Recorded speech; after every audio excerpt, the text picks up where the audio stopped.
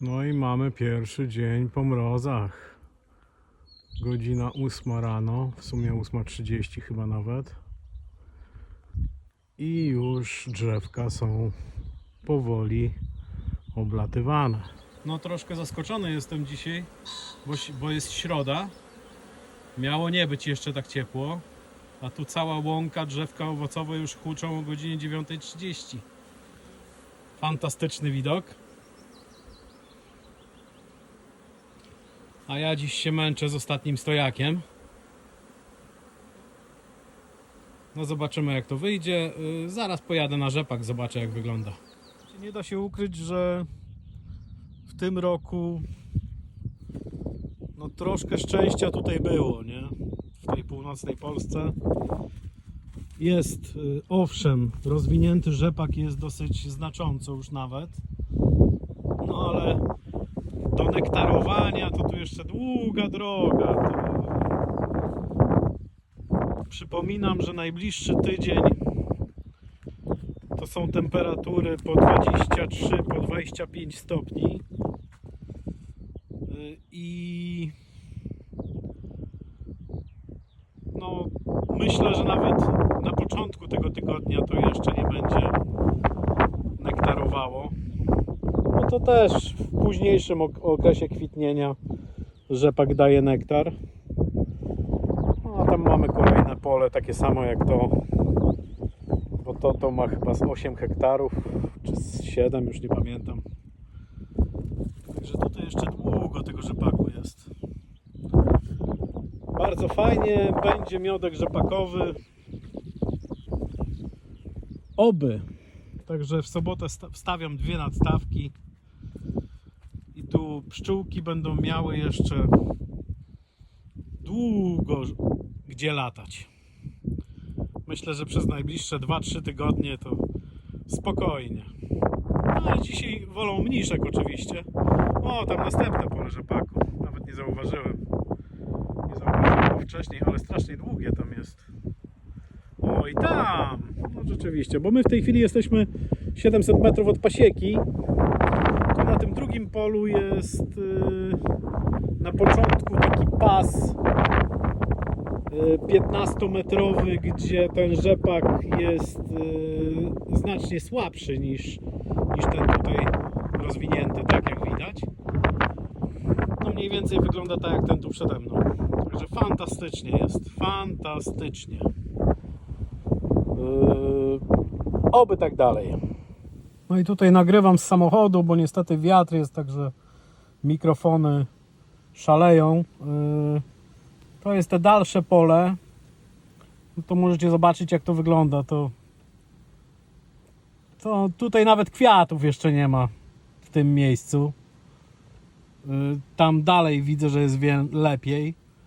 No ile tu jest, nie mam pojęcia, ale tutaj coś koło 10 hektarów chyba, bo szerokość mamy, nie wiem, ponad 100, a długość to chyba ze 400-500 metrów, nie wiem nawet. Także jest tutaj dużo tego. Odległość od pasieki jakieś 1,4, może 1,5 kilometra. Słychać?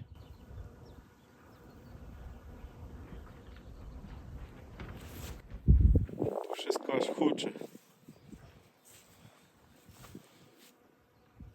A jabłonie jeszcze nie wystartowały nawet, niektóre. Fajnie, że są te mlecze, mniszki, jak zwał, tak zwał. Mają gdzie latać. No i pszczółki pięknie latają. I ostatni stojak również stoi. Widać, że środkowa alpejka najbardziej zdenerwowana była. Przed chwilą je otworzyłem. I najwięcej pszczoły chyba jest w tej środkowej, nie? No niestety pszczółki oczywiście latając załatwiają się w tej chwili. Całe szczęście, że tak szybko to wszystko przyszło, to takie ocieplenie u mnie, bo ja liczyłem tutaj na piątek, a one w tej chwili tutaj no mają dzisiaj dosyć ładny oblot. O, proszę, jak widać. No niestety przez ponad tydzień siedziały w ulach, więc tu były takie momenty, gdzie one sobie wylatywały, ale nie było tego dużo. Natomiast rzeczywiście co 2-3 dni zdarzyło się, że było 6-7 stopni, gdzie widziałem na kamerach, że pszczoły wylatywały. Także zadanie na dziś wykonane. Stoi jak stoi. Było trochę problemów, bo 2 ule postawiłem sobie tutaj na tej ławeczce. Ławeczka ma cieniutkie nóżki, więc się przechyliła. Ule spadły. Na szczęście nic się nie stało. Nawet jeden to się nawet nie zdążył rozszczelnić. No ale to taka nauczka na przyszłość. Nauczka na przyszłość była. No i co nowego? No jest waga. No, będziemy się bawić wagą. Waga Intelligent Hives. To jest chyba taka firma. Nie wiem, oni mają też Be Smart czy coś. No jeszcze nie wiem. W każdym bądź razie aplikacja do telefonu nazywa się Intelligent Hives. Waga działa, chociaż miałem duże problemy z zasięgiem, więc jest antenka. Sprzęt oczywiście tam idioto, złodziejo odporny, więc tam raczej tu się nie ma czego obawiać, bo w każdej chwili to ruszenie tej wagi powoduje, że wiadomo, że została ruszona. Widzę, że ul, który był połączony, rodziny, które były połączone, no jakoś funkcjonują. Nie będę ich dzisiaj otwierał. Ten stojak został mi jeszcze do poprawy, bo on jest przechylony delikatnie. To chyba jedyny, którego nie ruszałem.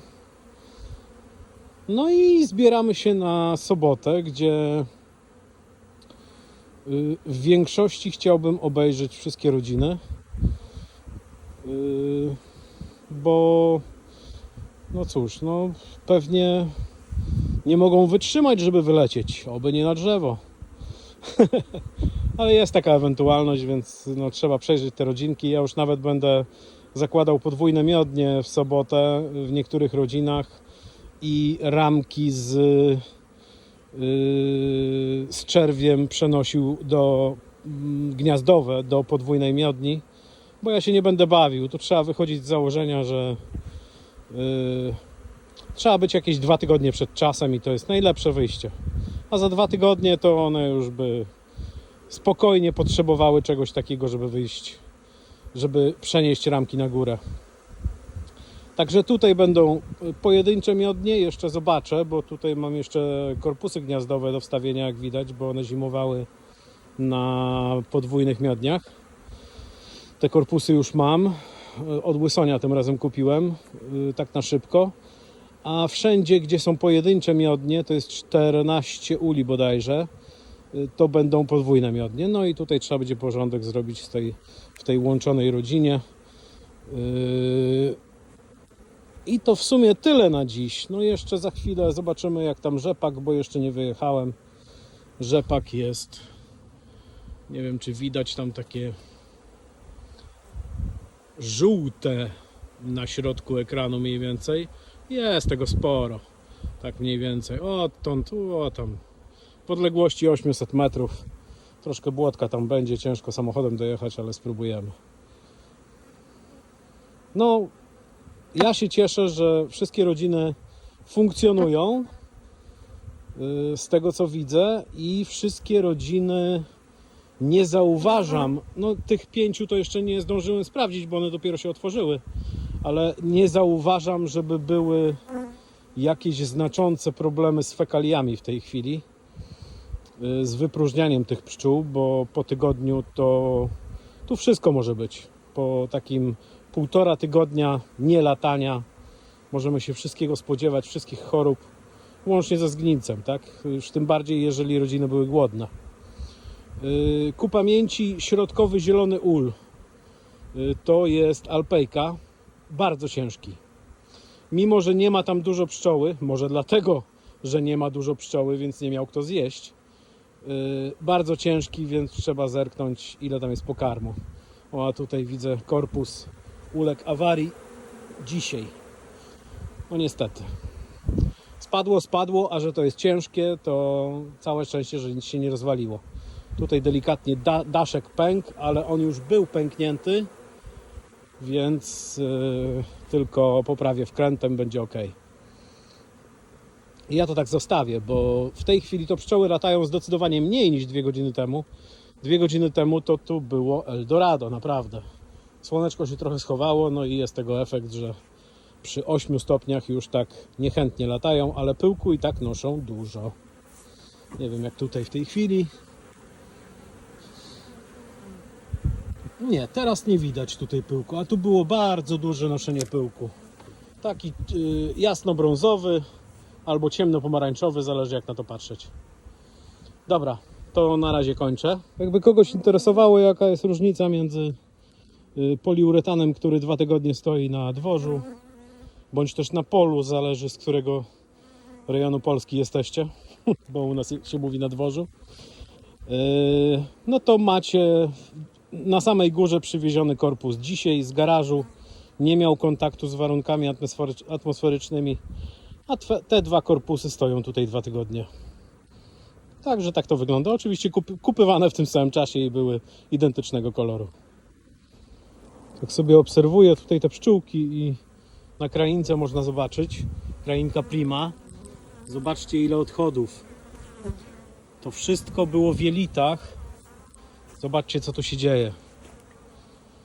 To wszystko było w jelitach przez ostatnie 10 dni. Oczywiście na razie nie ma się czym przejmować, ale no tu mamy obok, nie? Podobna sytuacja. Myślę, że na każdym ulu no będzie coś takiego, no bo w końcu mogły dzisiaj wylecieć, nie? Także oby to się nie skończyło jakimiś chorobami. Chociaż tutaj widzę, zobaczcie, młoda pszczółka. Być może to nie jest dzisiaj. Ta się jeszcze rusza. No zobaczymy. W sobotę będę większy filmik na pewno wrzucał z przeglądu tych wszystkich rodzin.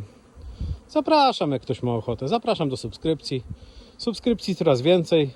Może w końcu się doczekam tego 1000, który się zbliża już jakimiś tam krokami, bo ludzie jednak zaczęli klikać te subskrypcje. Bardzo mi się to podoba. Tutaj był pyłek przed chwilą, chciałem pokazać, ale nie wyszło. Taki pomarańczowy. Może być mniejszek, no to różnie może z tym być. Bo tu teraz dużo rzeczy owocuje.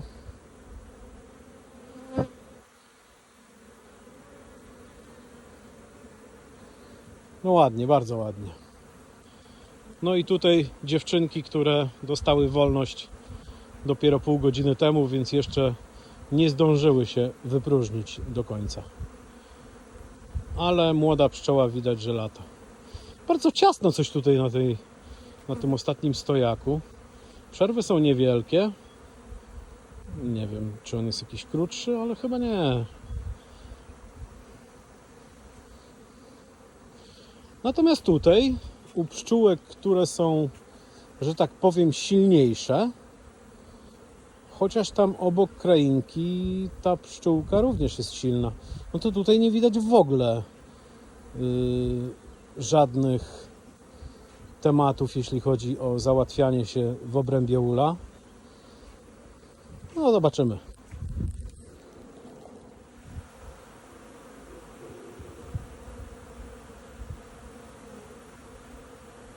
Pięknie to wygląda, nie?